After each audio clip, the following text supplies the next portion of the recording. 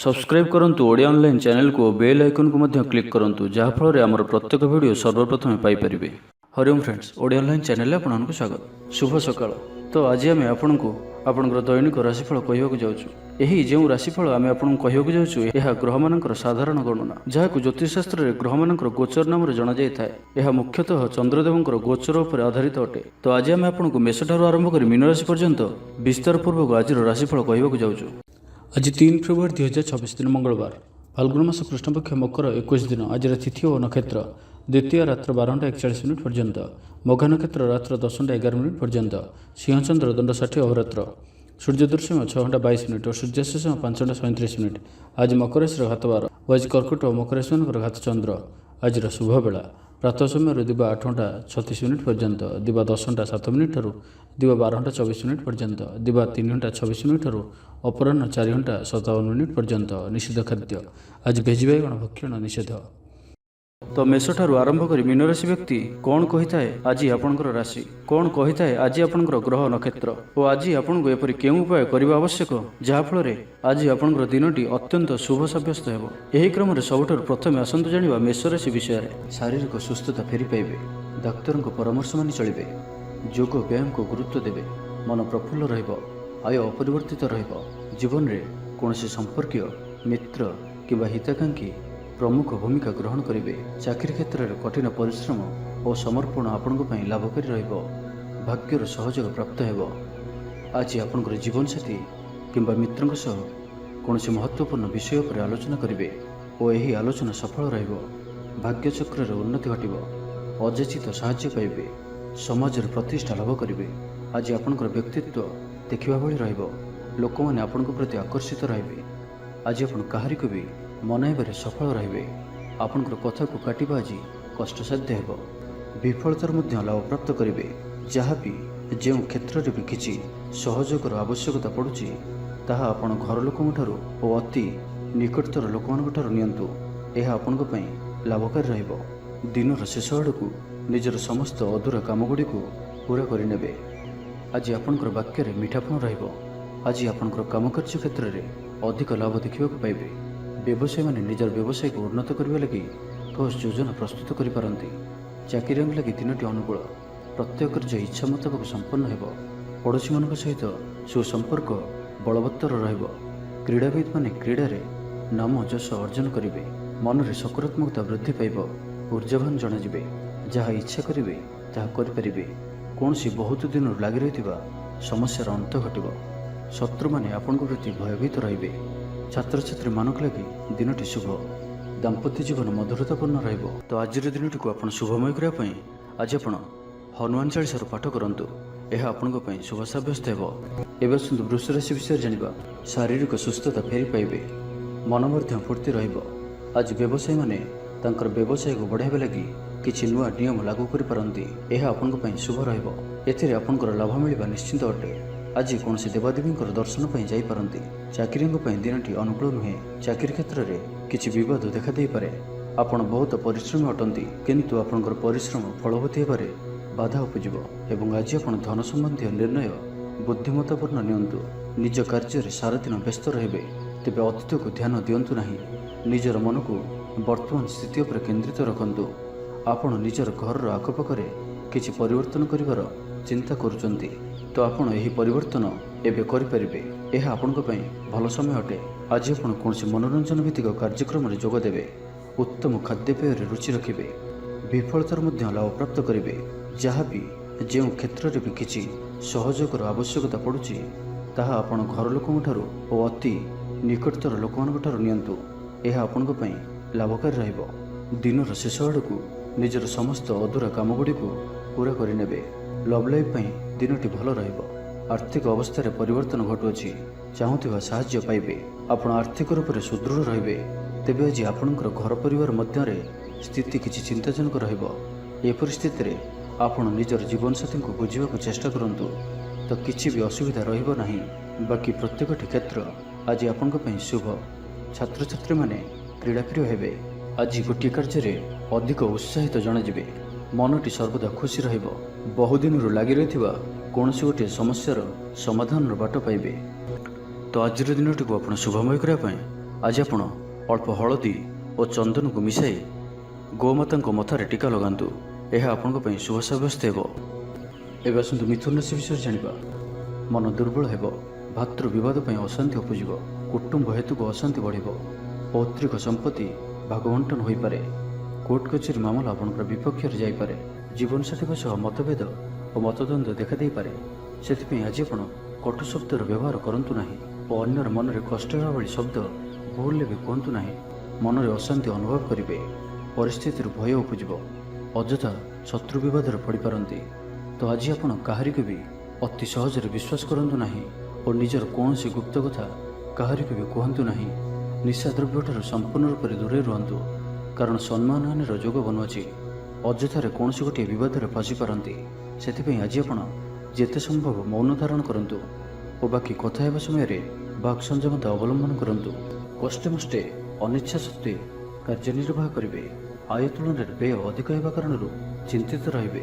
ବ୍ୟାପାରୀମାନେ ନିଜର ବ୍ୟାପାରକୁ ବଢ଼ାଇବା ପାଇଁ କିଛି ସ୍ଥାନକୁ ଯିବା ଆସିବା କରିବାକୁ ପଡ଼ିପାରେ। ପୂର୍ବ ଯୋଜନା ମୁତାବକ କାର୍ଯ୍ୟ କରିବାରେ କିଛି ବାଧା ଉପୁଜିବ। ଜୀବନସାଥୀଙ୍କ ସହ ମତଭେଦ ଓ ମତଦ୍ୱନ୍ଦ୍ୱ ଦେଖାଦେଇପାରେ। ସେଥିପାଇଁ ଆଜି ଆପଣ କଟୁ ଶବ୍ଦର ବ୍ୟବହାର କରନ୍ତୁ ନାହିଁ। ସ୍ୱାସ୍ଥ୍ୟଗତ ସଚେତନତାର ଆବଶ୍ୟକତା ରହିଛି, କାରଣ କିଛି ଛୋଟମୋଟ ଶାରୀରିକ ଅସୁସ୍ଥତା ଦେଖାଦେଇପାରେ। ମୁଣ୍ଡବିନ୍ଧା ଓ ଆଣ୍ଠୁଗଣ୍ଠି ପରି କିଛି ସମସ୍ୟା ଭୋଗିପାରନ୍ତି, କିନ୍ତୁ ଆର୍ଥିକ ପକ୍ଷ ମଜବୁତ ରହିବ। ଖର୍ଚ୍ଚ କମ୍ ଓ ଆୟ ଅଧିକ ରହିବ। ଆଶା କରୁଥିବା ଦିଗରୁ ଅର୍ଥପ୍ରାପ୍ତି ହେବ। ପିତାଙ୍କର ସପୋର୍ଟ ପ୍ରାପ୍ତ ହେବ। ବନ୍ଧୁ ମିଳନ ସହ ଉତ୍ତମ ଭୋଜନର ଯୋଗ ରହୁଅଛି। କ୍ରୀଡ଼ାବିତ୍ମାନଙ୍କ ଲାଗି ସମ୍ପୂର୍ଣ୍ଣ ଦିନଟି ଶୁଭ। ବ୍ୟବସାୟୀମାନେ ଆଶା ମୁତାବକ ଲାଭପ୍ରାପ୍ତ କରିବେ। ଉଚ୍ଚ ଅଭିଳାଷୀ ହେବେ। ଚୋରି ଦ୍ରବ୍ୟର ସନ୍ଧାନ ପାଇବେ। ଛାତ୍ରଛାତ୍ରୀମାନେ ଜିଦ୍ଦି ସ୍ୱଭାବର ହେବେ। ଗୁରୁଜନମାନଙ୍କ ଆଜ୍ଞାକୁ ଅବଜ୍ଞା କରି ପଶ୍ଚାତାପ କରିବେ। ତ ଆଜିର ଦିନଟିକୁ ଆପଣ ଶୁଭମୟ କରିବା ପାଇଁ ଆଜି ଆପଣ ବହି ଯାଉଥିବା ଜଳରାଶିରେ ପମ୍ପା ମାଠିଆଟିଏ ବସାଇ ଦିଅନ୍ତୁ ଓ ଆଜି ଆପଣ କାହାରିକୁ ବି ଅପଶବ୍ଦ କୁହନ୍ତୁ ନାହିଁ। ଏବେ ଆସନ୍ତୁ କର୍କଟ ରାଶି ବିଷୟରେ ଜାଣିବା। ମନ ବିଚଳିତ ରହିବ, ସ୍ୱାସ୍ଥ୍ୟ ସାମାନ୍ୟ ଖରାପ ରହିବ। ତ ଆଜି ସ୍ୱାସ୍ଥ୍ୟର ଯତ୍ନ ନିଅନ୍ତୁ। ଆୟ ଅପେକ୍ଷା ବ୍ୟୟ ଅଧିକ ରହିବ। ପାରିବାରିକ ଜୀବନରେ ବୁଝାମଣାର ଅଭାବ ଦେଖାଦେବ। ଅଚାନକ କଳହରେ ପଡ଼ିପାରନ୍ତି। ବାଧ୍ୟ ହୋଇ ଅକାର୍ଯ୍ୟ କରିପାରନ୍ତି। ତ ଆଜି ବିଶେଷ ଭାବରେ କୁସଙ୍ଗ ଓ ଖରାପ ମିତ୍ରଙ୍କଠାରୁ ଦୂରେଇ ରୁହନ୍ତୁ। ପାରିବାରିକ ଜୀବନରେ ନାନା ସମସ୍ୟାମାନ ଦେଖାଦେବ। ଆଜି କୌଣସି ବଡ଼ ନିର୍ଣ୍ଣୟ ନେବା ପୂର୍ବରୁ ଅତିକମ୍ରେ 10 ଥର ଭାବିବାକୁ ପଡ଼ିବ, କାରଣ ଆଜି ଆପଣ କିଛି ଭୁଲ ନିର୍ଣ୍ଣୟ କରିପାରନ୍ତି। ଆମୋଦ ପ୍ରମୋଦ ପ୍ରତି ଆକର୍ଷଣ ବଢ଼ିବ। ଯାନବାହନରେ ଯାନ୍ତ୍ରିକ ତ୍ରୁଟି ଦେଖାଦେବ। ପଡ଼ୋଶୀମାନଙ୍କ ସହ ସମ୍ପର୍କରେ ତିକ୍ତତା ଦେଖାଦେବ। ପୂର୍ବ ଯୋଜନା ଅନୁଯାୟୀ କାର୍ଯ୍ୟ କରିବାରେ କୌଣସି ନା କୌଣସି ବାଧା ଉପୁଜିବ। ଯାତ୍ରା ଆଦିରେ ଖର୍ଚ୍ଚ ବଢ଼ିବ। କୌଣସି ନିକଟ ସମ୍ପର୍କୀୟ ଆପଣଙ୍କ ପ୍ରତି ବିଶ୍ୱାସଘାତକତା କରିପାରନ୍ତି। ସେଥିପାଇଁ ଆଜି ଆପଣଙ୍କୁ କାହାରିକୁ ବି ଆବଶ୍ୟକତାଠାରୁ ଅଧିକ ବିଶ୍ୱାସ କରିବା ଠିକ୍ ନୁହେଁ। ନିଜର କୌଣସି ବି ଗୁପ୍ତ କଥା କାହାରିକୁ ବି କୁହନ୍ତୁ ନାହିଁ। ଏହାଦ୍ୱାରା ସମସ୍ୟାରେ ପଡ଼ିବେ।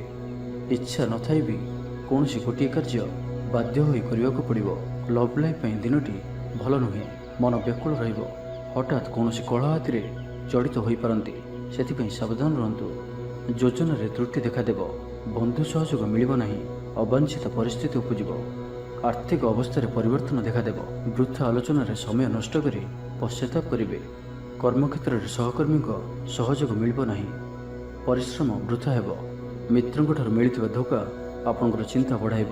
ତେବେ ଆଜି କର୍କଟ ରାଶିରେ ହାତଚନ୍ଦ୍ର ଭୋଗ ହେତୁ ପ୍ରତିଟି କାର୍ଯ୍ୟକୁ ସତର୍କତାର ସହିତ କରନ୍ତୁ। ଯାନବାହନ ଚଳାଇବା ସମୟରେ ସାବଧାନ ରୁହନ୍ତୁ। କୌଣସି ରିସ୍କ କାର୍ଯ୍ୟ ଆଜି କରନ୍ତୁ ନାହିଁ ଓ ଦୂରଯାତ୍ରା କରୁଥିଲେ ସାବଧାନ ଓ ସତର୍କ ରୁହନ୍ତୁ। ତ ଆଜିର ଦିନଟିକୁ ଆପଣ ଶୁଭମୟ କରିବା ପାଇଁ ଆଜି ଆପଣ କୌଣସି ନଦୀ, ହ୍ରଦ କିମ୍ବା ପୁଷ୍କରିଣୀର ସ୍ଥିର ଜଳରେ କିଛି ଅଟର ଗୁଳା ପକାଇ ଦିଅନ୍ତୁ ଏବଂ ଆଜି କାହାରିକୁ ବି ମନରେ କଷ୍ଟ ହେଲା ଭଳି ଶବ୍ଦ କୁହନ୍ତୁ ନାହିଁ। ଏହା ଆପଣଙ୍କ ପାଇଁ ଶୁଭ ସାବ୍ୟସ୍ତ ହେବ। ଏବେ ଆସନ୍ତୁ ସିଂହ ରାଶି ବିଷୟରେ ଜାଣିବା।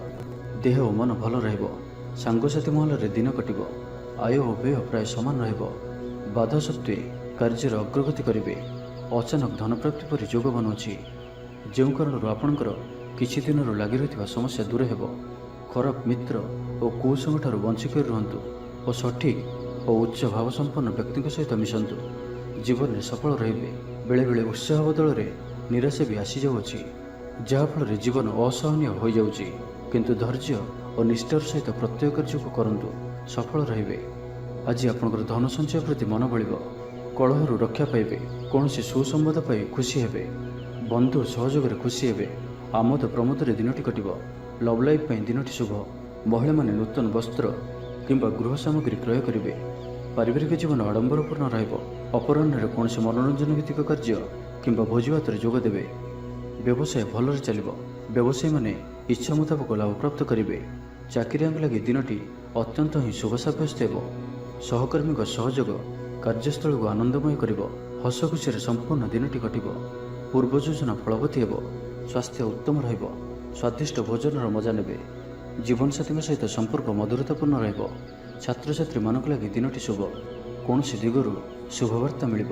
ମିତ୍ରଲାଭର ଯୋଗ ବନୁଅଛି। ବହୁଦିନର କୌଣସି ଗୋଟିଏ ଆଶା ଚରିତାର୍ଥ ହେବ। ତ ଆଜିର ସମ୍ପୂର୍ଣ୍ଣ ଦିନଟି ଆପଣଙ୍କ ଲାଗି ସବୁ ଦୃଷ୍ଟିରୁ ଭଲ। ତେବେ ଆଜିର ଦିନଟିକୁ ଆପଣ ଶୁଭମୟ କରିବା ପାଇଁ ଆଜି ଆପଣ ଗ୍ରାମ ଦେବତୀଙ୍କର ପୂଜା ଅର୍ଚ୍ଚନା କରନ୍ତୁ ଓ ତାଙ୍କ ନିକଟରେ ଶୁଦ୍ଧ ଘିଅର ଦୀପଟିଏ ଜାଳନ୍ତୁ। ଏହା ଆପଣଙ୍କ ପାଇଁ ଶୁଭ ସାବ୍ୟସ୍ତ ହେବ। ଏବେ ଆସନ୍ତୁ କନ୍ୟା ରାଶି ବିଷୟରେ ଜାଣିବା। ଶରୀର ଆରୋଗ୍ୟ ରହିବ।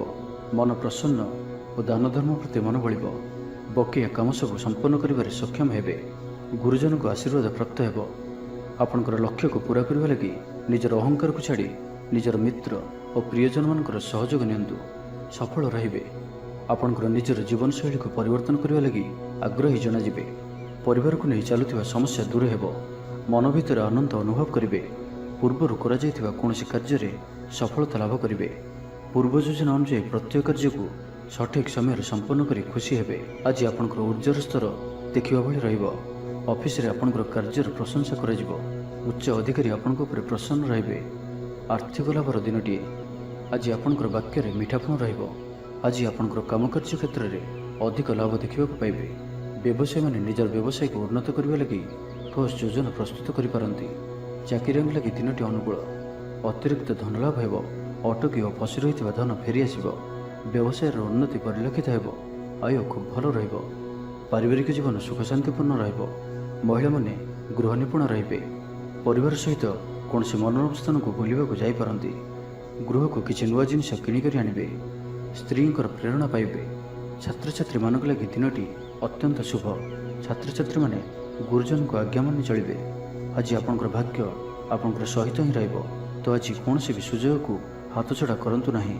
ତ ପ୍ରତ୍ୟେକ ଦୃଷ୍ଟିରୁ ଆଜି ଆପଣଙ୍କ ଲାଗି ସଫଳତା ପାଇବାର ଦିନଟିଏ। ତ ଏହାର ଭରପୁର ଲାଭ ଉଠାନ୍ତୁ। ତ ଆଜିର ଦିନଟିକୁ ଆପଣ ଶୁଭମୟ କରିବା ପାଇଁ ଆଜି ଆପଣ ସ୍ନାନ କରୁଥିବା ଜଳରେ ଅଳ୍ପ ହଳଦୀ ଗୁଣ୍ଡ ପକାଇ ସ୍ନାନ କରନ୍ତୁ ଓ ଆଜି ଆପଣ ମା ଲକ୍ଷ୍ମୀଙ୍କ ନିକଟରେ ଘିଅର ଦୀପଟିଏ ଜାଳନ୍ତୁ। ଏହା ଆପଣଙ୍କ ପାଇଁ ଶୁଭ ସାବ୍ୟସ୍ତ ହେବ। ଏବେ ଆସନ୍ତୁ ତୁଳା ରାଶି ବିଷୟରେ ଜାଣିବା। ଆଜିର ଦିନଟି ଆପଣଙ୍କ ଲାଗି ସବୁ ଦୃଷ୍ଟିରୁ ଭଲ। ଶାରୀରିକ ସୁସ୍ଥତା ବଜାୟ ରହିବ। ମନ ପ୍ରଫୁଲ୍ଲ ରହିବ। ପ୍ରାୟତଃ ପ୍ରତ୍ୟେକଟି କାର୍ଯ୍ୟରେ ସଫଳତା ପ୍ରାପ୍ତ କରିବେ। ଇଚ୍ଛା ମୁତାବକ କାର୍ଯ୍ୟ କରିବେ।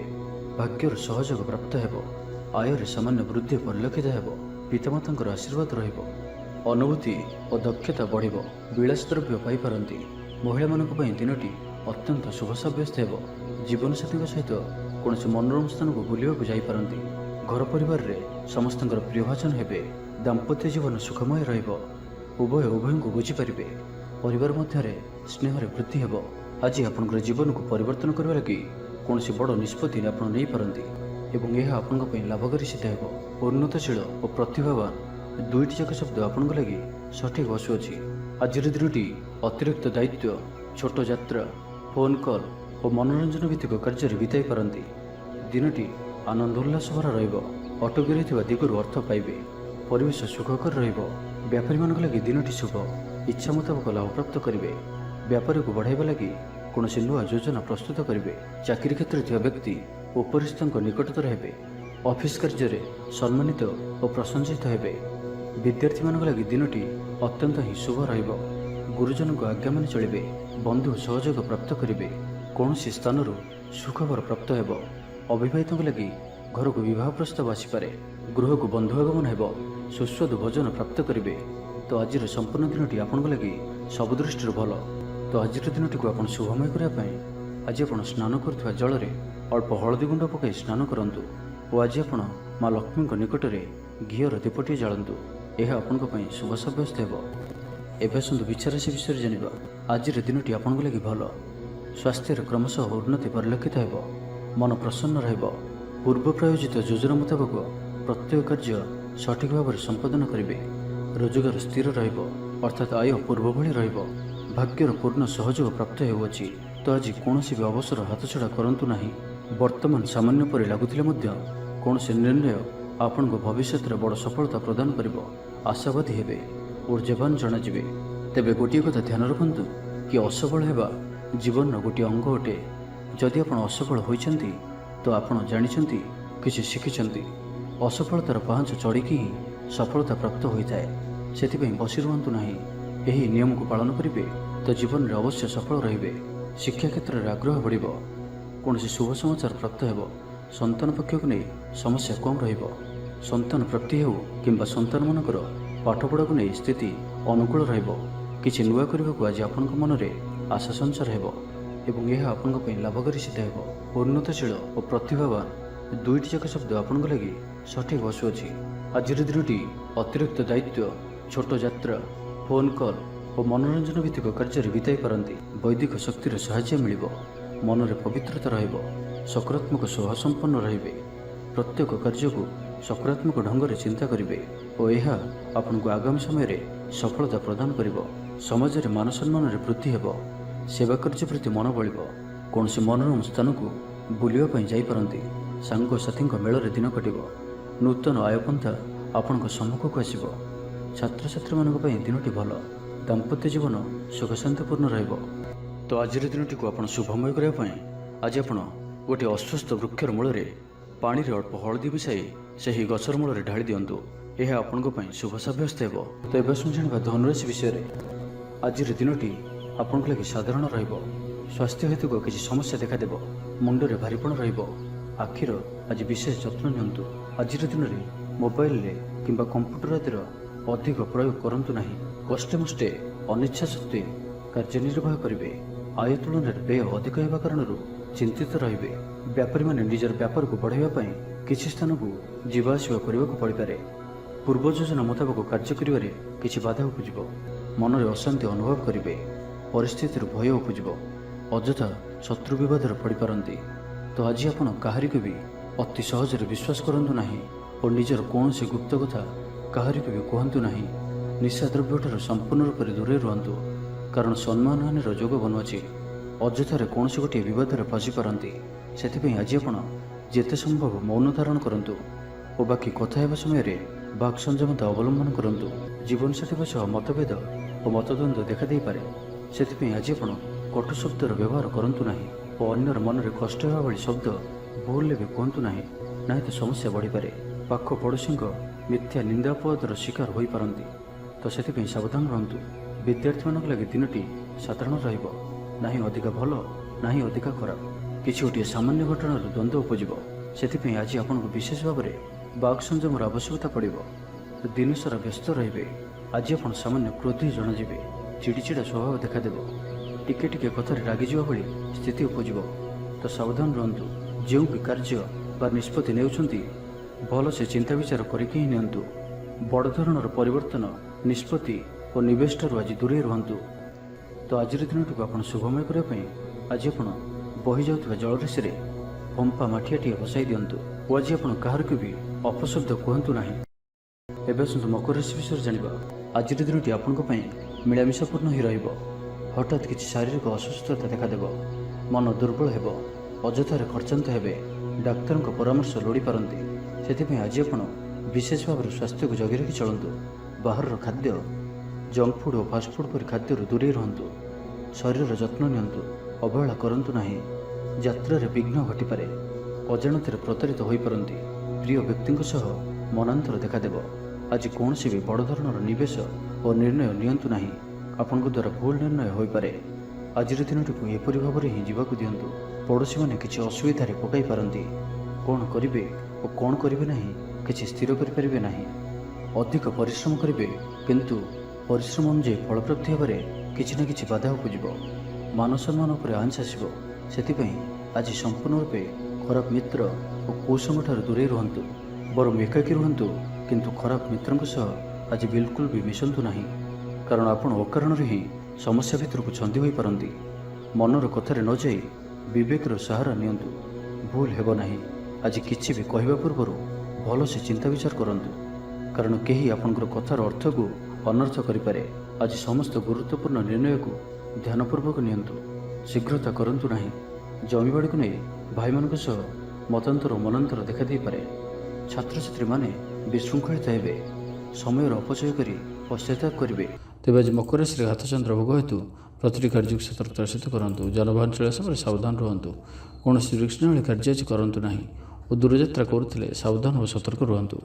ତ ଆଜିର ଦିନଟିକୁ ଆପଣ ଶୁଭମୟ କରିବା ପାଇଁ ଆଜି ଆପଣ ତୁଳସୀ ଚଉରା ମୂଳରେ ଘିଅର ଦୀପଟିଏ ଜାଳନ୍ତୁ ଓ ତୁଳସୀ ଚଉରାର ଅଳ୍ପ ମାଟିକୁ କପାଳରେ ଧାରଣ କରନ୍ତୁ।